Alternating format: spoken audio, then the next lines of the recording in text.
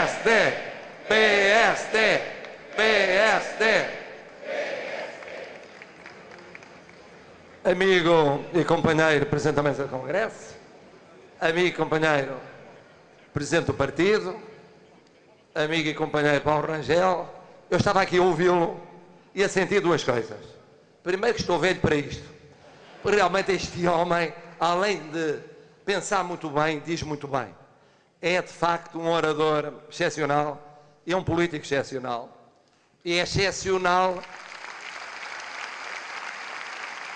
E é excepcional que um antigo concorrente contra si na corrida para a liderança do partido o tenha escolhido para liderar a lista ao Parlamento Europeu.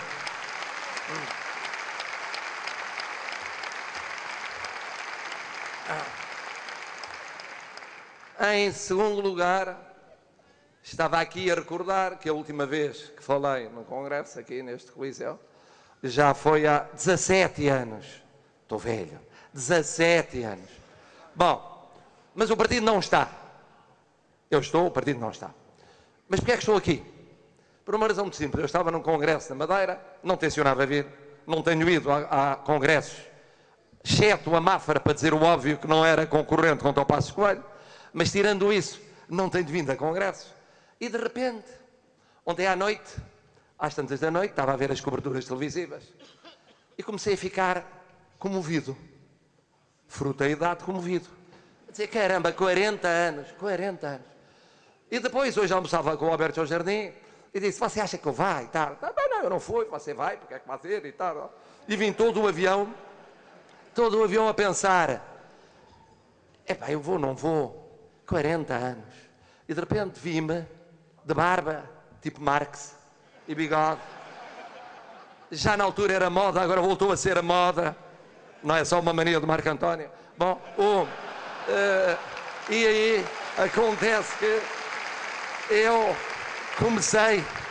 comecei a pensar, que diabo, lembrei-me como é que numa Olivetti, saí do gabinete do Francisco Pinto Balsemão, eu tinha escrito o primeiro comunicado a anunciar a criação do Partido Popular Democrata, que não se podia ser social-democrata porque tinha acabado de nascer um cristão social-democrata que nos tirava o nome. E a explicar o que é que ele era. Eu inventei, do meu pestonto, o que é que ele era. E depois disse, não, mas isto tem que ter um atestado de democracia. Vamos por aqui que adere ao MDP. Adere ao MDP. Ó Francisco, o que é que você acha? Eu vou ligar ao Sá Carneiro. Tá, ó Francisco, adere ao MDP. Sim, está bem, mas tá. Saímos em outubro, quando ficou patente que o MDP era um companheiro de caminho do PC. Mas enfim, mas ali foi, bom, e tinha de ir no estafeta do Expresso, ressalvada naturalmente a liberdade de imprensa e a independência entre a imprensa e a intervenção política, tinha de chegar a tempo do telejornal, que era às 7h30. E lá chegou. Esse estafeta é um patriota, ao qual a social-democracia muito deve. Ainda lá está. É dos últimos funcionários do Expresso que ainda lá está. Bom, e então, e depois lembrei-me da primeira sessão. Tivemos que ir buscar uma pequena chaimite para arrombar a porta da primeira sede, que era da Legião Portuguesa, porque ninguém tinha a chave da Legião Portuguesa.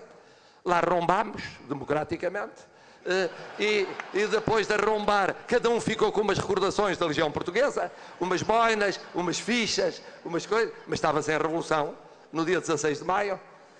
E depois temos que pôr música. Quem é que tem disto? Tenho eu, Zeca Afonso, Zé Mário Branco e tal. Então põe tu. E comecei a pôr, mais o António Patrício Gouveia, mais o Henrique Chaves, e revezávamos, mais o Carlos Barbosa da Cruz, revezávamos a pôr essa música. Aquilo não tinha grande saída, porque ficava por trás da Direção-Geral da Assistência, num esconso onde ninguém passava. Mas lá fizemos a primeira ação de esclarecimento, e o Magalhães Mota vinha tarde. E nós tínhamos de ir ganhando tempo. Não havia comunicação social para ganhar o tempo, mas íamos ganhando tempo e reunindo aderentes, e eu ia falando. Falei primeiro eu, depois o Pedro Roseta, eu mais terra a terra, o Pedro Roseta mais filósofo, naturalmente. Bom, e depois chegou o Magalhães Mota, outra vez terra a terra, e foi a primeira ação de esclarecimento. E eu de repente disse, que diabo, isto é o único congresso nos 40 anos do partido. E eu que estive em 18 congressos, depois achei que já estava velho para ir a congressos, quer dizer, este não vou, nem que mais não seja para recordar isto. para poder dizer aos meus filhos e aos meus netos: olha, eu estive lá velhinho ainda, sem bengala ainda, mas lá estive. E depois pelo caminho eu ia telefonando e as pessoas diziam: não vais, pá, isso é mal interpretado, pá, estás-te a fazer ao piso para qualquer coisa. Ou então tu arrisca com qualquer coisa, pá. Isso é uma chatice, pá. É porque se tu queres... Não, e diziam-me: se tu queres, fica mal. Se não queres, estás lixado, pá. É pá, porque deste um sinal equívoco. Não, eu vou lá só para dizer esta coisa afetiva e tal. E depois, com o azar, o trânsito não andava. E eu telefonava e dizia: não, mas o líder do partido vai, o Zeca Mendonça, porque eu fiz isto discretamente. E o Zeca Mendonça, que apesar de tudo vai permanecendo à medida que os líderes passam, portanto dá uma segurança imensa. Eu aí disse: ó Zeca, ele disse: mas o líder vai fazer uma intervenção fundamental. Eu disse: pois, queres ver que vai realmente? Eu não pensava que o nosso companheiro Paulo Rangel, quando o partido anda com cuidado para as eleições europeias serem a quadratura do círculo, que é, ao mesmo tempo, ganharem dois, nós e o seguro, o que é difícil, para ele não perder muito, porque se ele perde muito, o Costa fica-se a rir. Nesta altura, deve estar feliz com o discurso do Paulo Rangel. Bom, feliz. Bom, eu depois, eu cheguei aqui, vejam que isto não é muito diferente do que eu costumo dizer ao domingo. Eu digo cá dentro o que digo lá fora. Bom, muito bem. Aí o Paulo Rangel começa a falar e eu começo a ver, não os militantes, esses felizes, mas a direção do partido a olhar a dizer: isto não será demais? Isto não será demais? O homem anda há que tempos para discutir se é o Assis, não é o Assis, é só dia 5 de março. Ele agora, como é, acelera e avança antes de 5 de março porque foi Paulo Rangel que obrigou? Ou fica a falar de borboletas até ao dia 5 de março? Não, é impossível, é impossível. Bom, mas portanto, vim aqui por uma razão afetiva. Mas já que estou aqui por uma razão afetiva, deixa-me dizer 3 ou 4 coisas racionais. Não muito racionais, mas ligeiramente racionais. A primeira é a seguinte, que é racional e afetiva. Porque é que aquilo que nasceu naquela ocasião, com aquele comunicado, com aquela sessão improvisada, com aquele comício no Pino do Alentejo, em que eu dizia: camaradas, porque nós fomos todos camaradas até dezembro de 75, depois é que passámos a companheiro. Éramos camaradas. Bom, camaradas. Mas ali eu dizia porque era na área PC, não era para os nossos, que eram poucos, era camaradas. Quando eles cantavam Internacional: vamos comportar democraticamente. Tal como nesta altura estão sentados à mesa de um jantar com o presidente francês Giscard d'Estaing, estava a visitar Lisboa, os camaradas Álvaro Cunhal, Francisco Sá Carneiro, Mário Soares, Freitas do Amaral e tal. Mas eles não entendiam esta mensagem. Não entendiam, era subtil demais. Bom, mas o partido que nasceu aí é um grande partido. E é um partido livre. Eu sou uma das melhores provas da liberdade no partido. Quem me ouve todos os domingos sabe isso. Quer dizer, é um partido livre, em que se pode dizer o que se pensa. Pode-se dizer cá dentro e pode-se dizer lá fora. E podemos concordar e discordar. E eu olho à volta, não houve ninguém que não tivesse concordado X vezes e discordado N vezes. E o encanto da vida está nisso. Em cada discordância que surge, há uma potencial candidatura a uma concordância no futuro. E em cada concordância presente, há o risco de uma eventual discordância no futuro. É o encanto do PSD. E isso nos torna, primeiro, muito portugueses. Segundo, torna-nos muito verdadeiros. E muito abrangentes. E muito abrangentes. Já todos demos pancada e todos levámos pancada. Eu, por exemplo, quando se queixam muito do Pacheco Pereira, alguns militantes e tal, eu lembro-me da pancada que levei quando ele acabou de ser meu vice-líder, eu era líder e depois eu também lhe dei pancada nele, e eu líder e ele deu pancada em mim, e criou-se uma dialética altamente estimulante, porque ele é inteligente. Isto, portanto, para dar um exemplo de muitos, não líderes. Isto, portanto, para dizer o seguinte: este é um exemplo e o partido deve continuar assim, que é assim que nós conquistamos os portugueses, com esta abertura, com esta amplitude, com esta pluralidade de opiniões. com esta generosidade. É a nossa força. É a nossa força. Nenhum outro partido teve líderes que foram dissidentes que regressaram ao partido. E não foi um. Eu tenho aqui o Rui Machete. Foi mais do que um que o foram. Isto mostra a força do PSD. Bom, agora passemos para as mais racionais. Uma mais racional e não só afetiva. Discute-se agora, e perguntavam hoje de manhã, o país está melhor, o país não está melhor, o país está melhor, está melhor. Nós temos a noção que no país não está melhor em tudo. Obviamente, se há um empréstimo da Troika deste tamanho, o volume da dívida subiu deste tamanho. Mas o problema é saber, está melhor em alguma coisa? Está melhor na balança comercial, está melhor na balança de pagamentos, está melhor no déficit, está melhor na cobertura, em termos financeiros por parte do Estado. Há coisas em que está melhor. Mas está menos melhor do que poderia estar. Com certeza. Isto para dizer o seguinte, que eu já o disse, aliás, não percebo, mas eu não vou bater no seguro, não vou. Mas eu não percebo muitas vezes porque é que o António José Seguro insiste tanto, pontualmente, obrigadíssimo. Não, eu já vinha rouco do ar-condicionado, não melhora. Bom,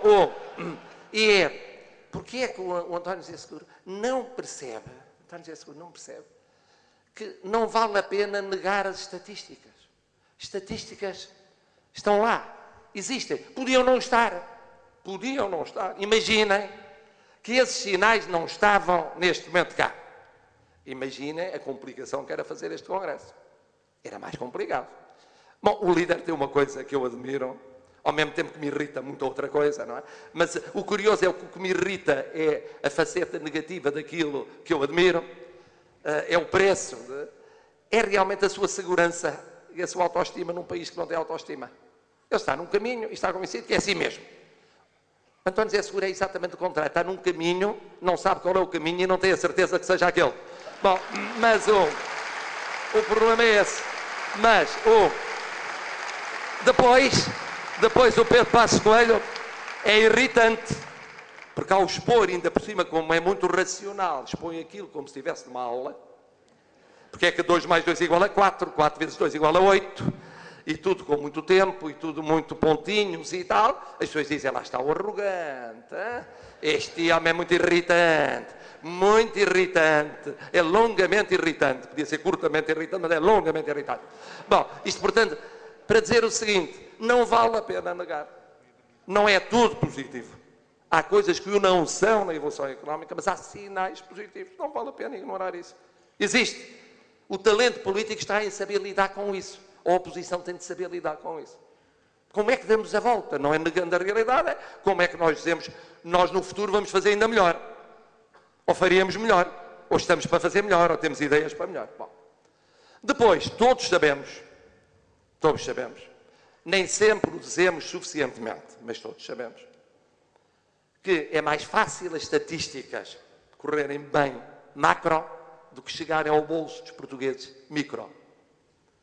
Mas era um tempo que ninguém sabe exatamente qual.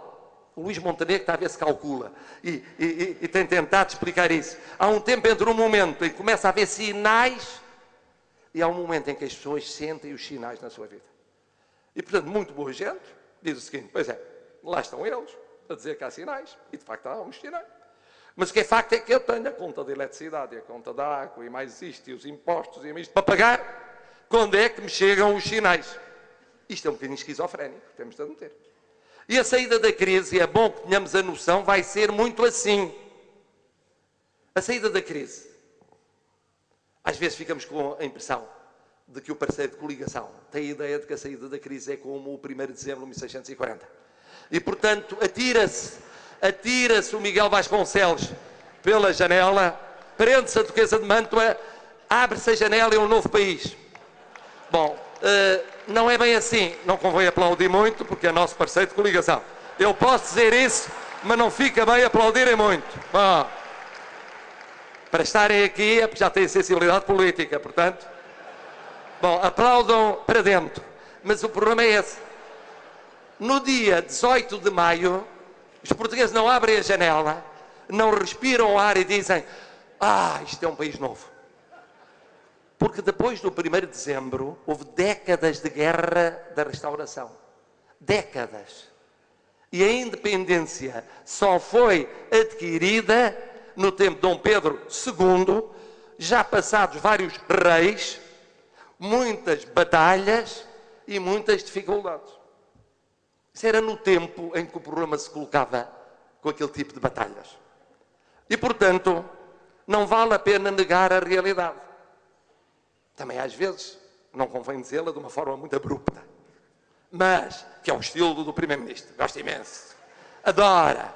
Assim como o Vice-Primeiro-Ministro adora dar boas notícias, ele adora chamar a atenção para que é cedo dar boas notícias. Não aplaudam, não aplaudam, não aplaudam, não aplaudam.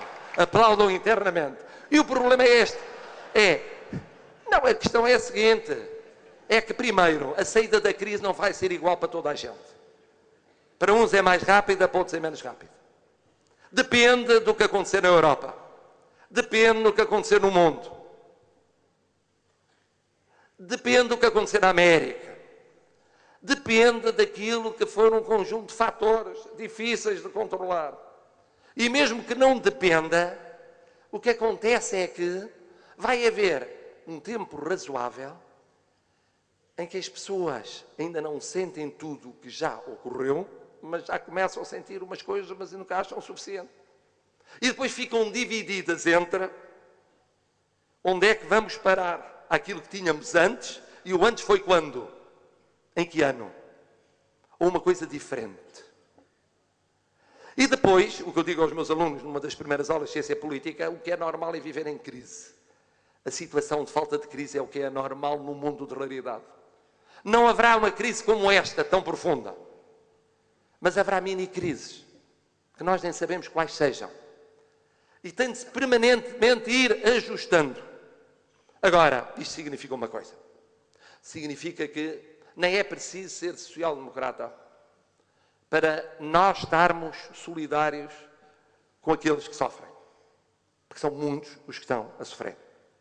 Mais novos ou mais velhos. Mais novos que sonharam na base do que tinham como projeto de vida há uns anos, sonharam uma saída em termos de emprego, em termos de projeto profissional, que não estão a ter. E os mais velhos sonharam uma velhice com os ideais de Abril e que não estão a ter. E não é preciso ser social-democrata para estar sensível em relação a isso. E solidário com isto. Basta ser português. Basta ser português. São nossos compatriotas. E mesmo que não fossem de outros países, mas são nossos compatriotas. Aqui podem aplaudir, porque é justo. Bom, e não ofende ninguém. Bom, agora, e é de facto, isso é, e muitas vezes nós que estamos preocupados, sobretudo os que estão a gerir o dia-a-dia, com dificuldades, e que veem sinais positivos, e falam nos sinais positivos, não falam talvez suficientemente naquilo que ainda muita gente sofre. Mas não quer dizer que não sinta aquilo que está a ser sofrido. Que nós não sintamos, porque temos todos familiares nessa situação, que emigraram, ou que não emigraram, estão cá dentro, mas estão desempregados, ou que não estão desempregados, mas estão com dificuldades. Todos, uns mais, outros menos, os mais privilegiados menos, outros mais. E nisso estamos solidários. Uma última nota racional, que é a seguinte: qualquer que seja o resultado das eleições que vêm por aí, e a missão dos social-democratas é vencer essas eleições, quer as europeias, quer as legislativas, há uma coisa que já toda a gente percebeu, e é o drama de António José Seguro. Mas até António Costa já percebeu. O que é um problema, porque percebeu muito antes do que António José Seguro. Bom, é que vai ser necessário haver consensos duradouros no futuro próximo.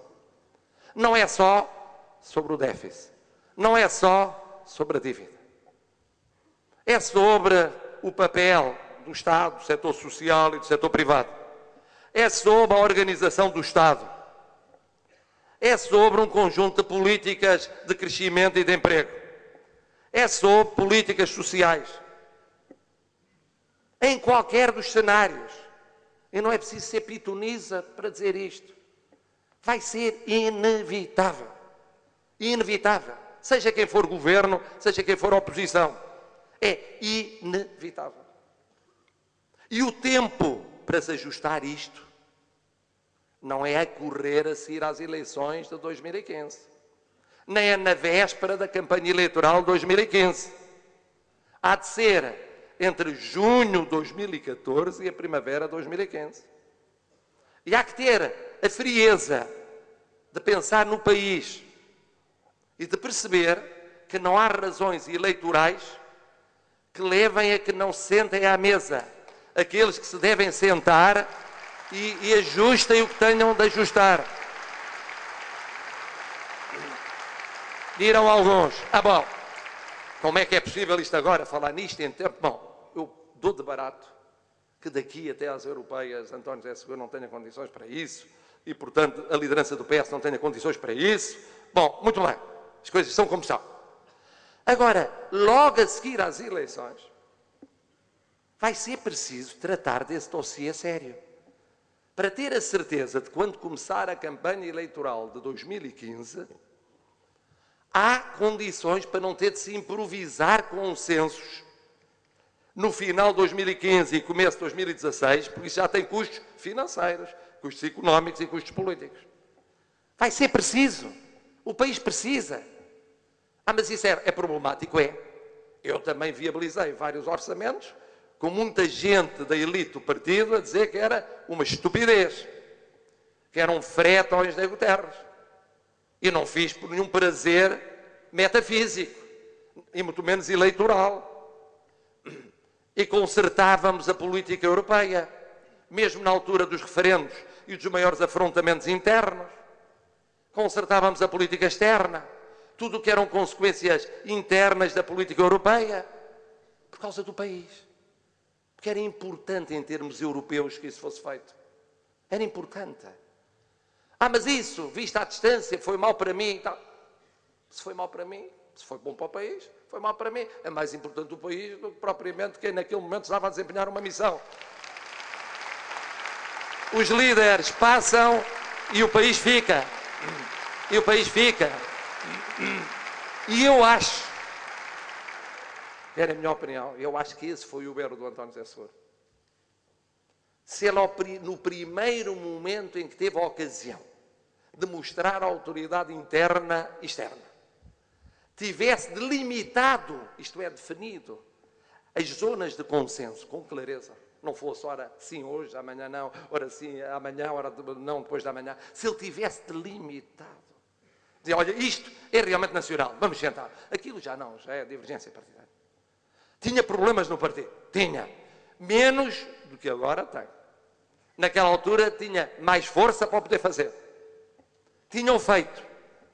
E não tinha de ser António Costa a aparecer a dizer que são precisos consensos nacionais. O que é um absurdo. Porque o líder é António José Seguro. E não quis dizer na altura. E agora tem uma nova oportunidade, imaginando que consegue escapar às diatribes do Paulo Rangel, imaginando com a força com que está o Paulo Rangel, vai ser bonito, mas imaginando que sim, consegue encontrar um cabeça de lista que acabe por permitir uma verdadeira prova de Genova em termos europeus, aí pode ser que tenha uma nova oportunidade, mas não pode perdê-la outra vez. Que em junho, quem quer que seja líder do PS em junho, nos meses seguintes, quer de dizer, sim senhor, vamos sentar sobre coisas fundamentais. E vamos discutir estas coisas fundamentais pelo país. Bom, termino afetivamente outra vez. E termino afetivamente porque volto a recordar-me do Barbas tipo Marx, nas barbas. Volto a recordar-me de há 40 anos. Aí, para lembrar os 40 anos, não apenas do partido, mas da democracia, como fez o Presidente do Partido ontem. E para dizer como recordo aqueles que estiveram à frente dos partidos que umas vezes estiveram connosco, outra vez estiveram contra nós, uma vez estivemos com ele, outra vez contra nós. Um deles estivemos quase sempre contra uns e outros, Partido Comunista. Mas recordar os seus líderes.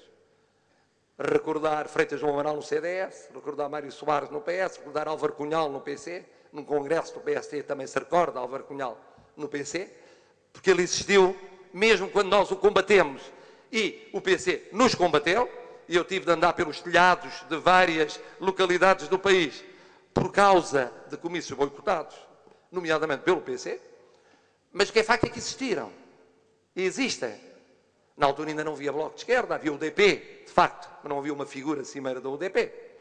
Recordar a Constituinte, os mais velhinhos lá estiveram, recordar os tempos heroicos da Revolução, que deve ser feita com a idade que eu tinha na altura, com 20 anos, deve ser uma chatice fazer uma revolução com 50, 60 ou 70 anos, dá infartos, deve dar problemas imensos de locomoção e outras coisas assim. Aos 20 anos não, aos 20 anos é-se eterno. E a nossa discussão na Constituinte, o Lopes Cardoso, o Freitas do Amaral e eu era, além de saber quando é que ela fechava, por causa dos cercos, é hoje, não, é amanhã, é daqui a 8 dias e tal, não? Era sobretudo, nós vamos criar um país novo e acreditávamos, eu então com 20 e poucos anos acreditava que era possível ignorar o passado e construir um país totalmente novo. Hoje com 65 anos descobri que isso não há. E que as continuidades são muito fortes, mesmo quando as rupturas são drásticas. Recordar esses tempos, recordar como o PPD se fez contra o vento, porque os grandes analistas, quase tão bons como os atuais comentadores políticos, não tão bons, mas quase tão bons, era por escrito e não eram todos os dias da semana. Portanto, quer dizer, hoje é mais intenso e é mais audiovisual. Bom, mas os melhores comentadores diziam: o PPD não tem espaço. Não tem espaço. É um partido a mais. Não pertence a nenhuma família política. Não tem espaço para ser. Já há democratas cristãos, já há socialistas, já há comunistas, já há extrema-esquerda. O que é que eles querem ser? E de vez em quando dizia uma vozinha: liberais. Liberais é curto. Nunca nenhum grande partido de militantes ou de massas foi liberal, só. E, portanto, quando de vez em quando diz que nós podemos ser liberais só, nós sempre tivemos muitos liberais cá dentro, e bons. Mas o partido tinha que ser muito mais do que isso. Se fosse só isso, não era o partido de massas e de militantes que é. E, portanto, e o que é facto é que se fez contra o vento. E como recordou Pedro Passos Coelho, fez contra o vento e esteve a votar a Constituição. Confesso-vos que um pouco compungido na organização económica, é muita coisa. Mas votámos 1000 vezes a Constituição à Revolução. Depois estivemos na primeira revisão constitucional. Estivemos em todas as revisões da Constituição. Estivemos no momento fundamental de gerir o processo de adesão às comunidades europeias e da preparação para o euro. Estivemos presentes em todas as modificações estruturais significativas da sociedade portuguesa. Não fomos os únicos, há que dizer. O PS esteve em muitas, o CDS esteve em bastantes, o PC esteve o que pôde para impedir que ela se desse com um grande mérito, de cada vez que se mudava a Constituição, aquilo que eles tinham dito na véspera, que era a traição suprema, passava a ser a coisa melhor do mundo. Bom, mas enfim, mas o que é facto é que consistentes, coerentes, lutadores, é uma coisa que nós devemos reconhecer ao Partido Comunista. E o que é facto é que o PPD, depois PSD, esteve sempre presente em todos os lances fundamentais na vida política portuguesa. Mas os portugueses estão fartos dos políticos, ou estão fartos de alguns políticos, ou estão cansados, zangados, amuados, e eu diria legitimamente, porque pensam no dia-a-dia nas suas dificuldades pessoais, com aquilo que estão a viver. É verdade. Mas também é verdade que o PSD teve desafios tão difíceis ou mais difíceis do que este. Mais difícil é difícil, mas alguns tão difíceis. A implantação do partido, conseguir fazê-la em terreno que era desfavorável, em sítios quase impossíveis. Parecia impossível. Pois a afirmação da legitimidade de poder chegar ao poder, quando se entendia com uma Constituição que impunha o caminho inexorável no sentido de uma determinada política coletivista, não podia chegar lá que eu não tinha essa orientação. Depois a revisão da Constituição. Depois, bom, eu ia dizer a eleição do Presidente da República, mas prestava-se a más interpretações, mas o que é facto é que Cavaco Silva foi no fundo, a negação do que se pensava cronicamente, que é presidente só de esquerda. Só de esquerda. Primeiro era governo só de esquerda. Entendido por esquerda o que estava à nossa esquerda. Uma vez que, como sabemos, no PSD também há gente de esquerda. De centro-esquerda e de esquerda. Bom,